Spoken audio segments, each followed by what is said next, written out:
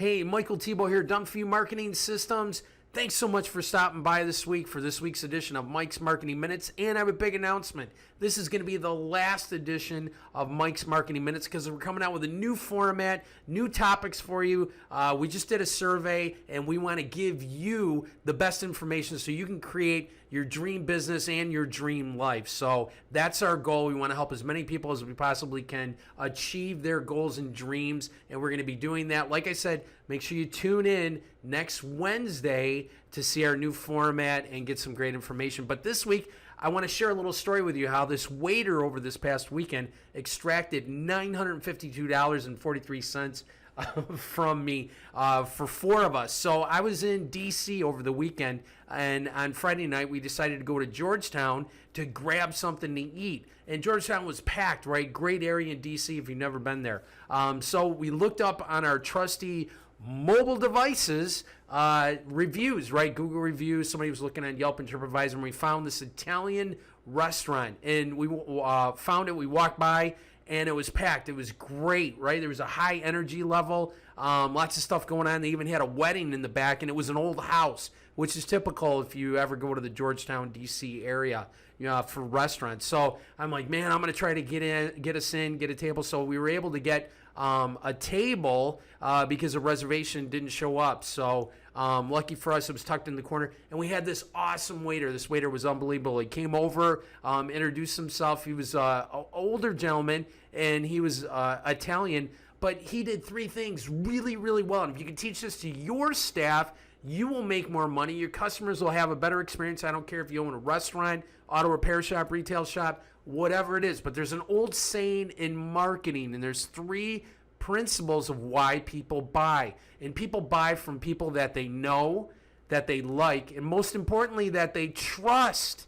Okay, so how did this waiter accomplish all this over the 2 hours that we were there at the restaurant? How was he able to extract so much money from me for our dining experience and make me happy about it and happy about paying him? Well, let me show you. So the first step is, how did he get us to know him? Well, he came over and he started talking to us, and he's telling us a little bit about the restaurant, which I thought was cool because we wanted to know the story. And he didn't talk like a long time.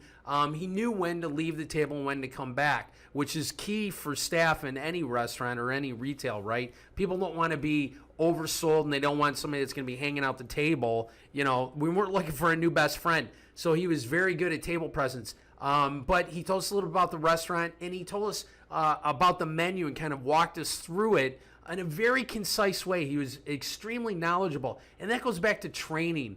So if you want your staff to be able to interact with your customers and to be able to sell them more and give them a better experience, you have to take the time to train them. So that's kind of how we got to know, his name was Nabil, our waiter for the night, right? So we started to develop that personal relationship because you're not going to spend a bunch of money with somebody that you don't know. All right, so what's the second thing that he did to be able to get us, to have such a great dining experience and to spend so much money there? Well, he got us to like him. And he did that by interacting with us and asking us questions about how our meal was, if we liked things.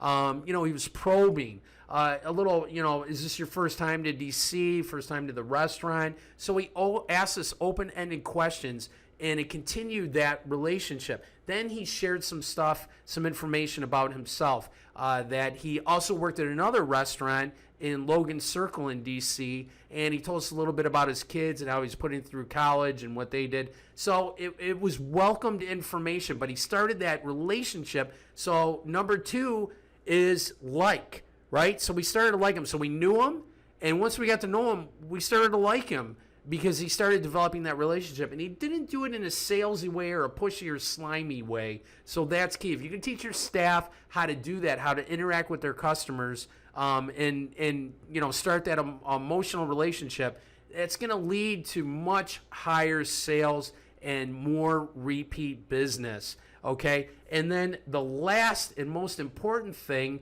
was he got us to trust him. And here's where the rubber meets the road, right? And this is key. When you trust somebody, then you're willing to spend money. You're willing to open up your wallet. You're, like, hey, he's a good guy. He seems like a good guy, but this is what he did.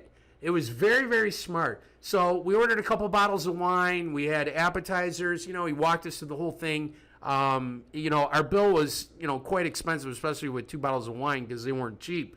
And life's too short to drink cheap wine, by the way. All right, so how did he get us to trust? He sent over the house specialty dessert, which was tiramisu. It was excellent. It was very good. And he sent over some cappuccinos and espressos. And when he brought them, he said, "This is on me, friends." So he got us to trust him with reciprocity.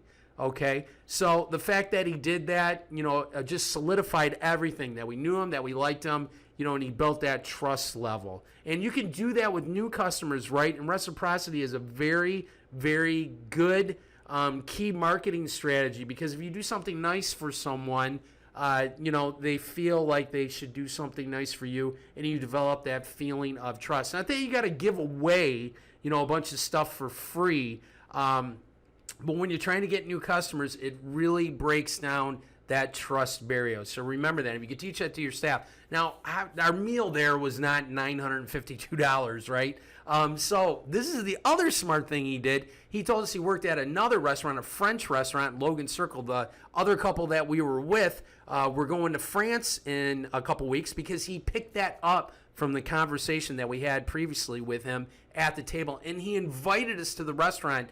In Logan Circle. It was a French restaurant. It was the #1 French restaurant in the D.C. area. Very hard to get reservations. It was a Saturday night. I wanted to get in at 8:30. He got us in at 6:30. He gave us his business card. He took care of everything. So we went there the next night, had a fantastic experience, and by that time he had us, right? Like, we were like, whatever you want, you recommend to order. We did, again, a couple bottles of wine for dessert. He even bought us an appetizer at that restaurant. We ended up spending, another $400-500 at that restaurant. So it was a good weekend for Nabil. It was a great weekend for us. And if you remember those 3 principles, people like to buy from people they know, they like, and their trust. If you can use that in your marketing, if you can teach that to your staff, you're going to be more successful, you're going to make more money, and your customers are going to have a better experience. Because I walked out of there with a smile on my face, and I'm like, wow, we just spent a bunch of money with the bill over the past 2 days,